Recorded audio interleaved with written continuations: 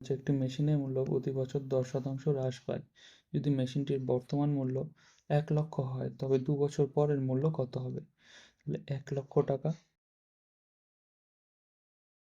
10% কমলে 90/100 হবে। এই 100 কেটে দিলাম 00, তাহলে হয়ে গেল 90,000 টাকা প্রথম বছর। এবার এই 90,000 টাকা দ্বিতীয় বছরও কমবে। দ্বিতীয় বছরও কত পার্সেন্ট হারে? 10% কমে যাবে, তার মানে 90% কত টাকায়? 100 টাকায়। তাহলে 100 00 কেটে গেল, এই 00 কেটে গেল, 89,000 টাকা হয়ে যাবে। তাহলে এই মেথডটা দিয়ে আমাদের উত্তর বেরিয়ে গেল 81,000 টাকা। আরেকটা মেথড করা যায়, যেটা হচ্ছে 100 টাকার জিনিস 90 টাকা হচ্ছে, প্রথম বছর আবার 100 টাকা জিনিস 90 টাকা হচ্ছে। তাহলে এদের মধ্যে কাটাকুটি করা যায়, এই শূন্য কেটে গেল, এই শূন্য কেটে গেল, তাহলে 100 আর এদিকে হয়ে গেল 8981। এদের এই সাইড বরাবর গুণ হয়, এদের এই সাইড বরাবর গুণ হয়। তাহলে 100 টাকার ভ্যালু যেটা হচ্ছে অরিজিনাল প্রাইস, আর এটা হচ্ছে চেঞ্জ হওয়ার পর যে প্রাইসটা হবে। তাহলে 100 টাকার ভ্যালু 1 লাখ,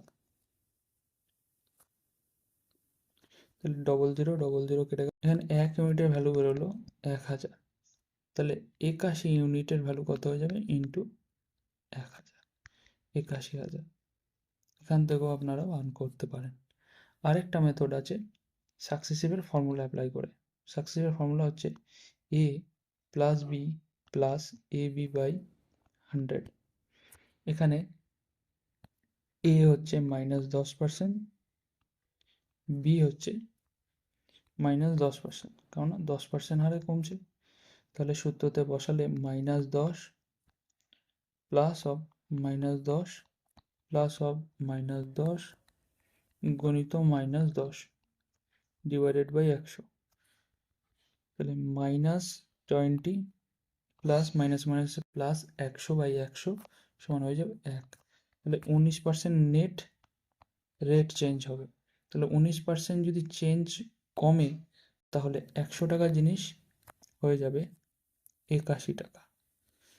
100 টাকার জিনিস হয়ে যাবে 81 টাকা। তাহলে 100 টাকায় 1 টাকার জিনিস কত হয়ে যাবে? 81/100 টাকা। আর 1 লাখ টাকার জিনিস কত হয়ে যাবে? গণিত 1 লাখ। এই দুটো শূন্য কেটে গেল, হয়ে গেল 81,000। তাহলে আপনারা এই 3টে মেথডে করতে পারেন, যেটা আপনাদের সুবিধা।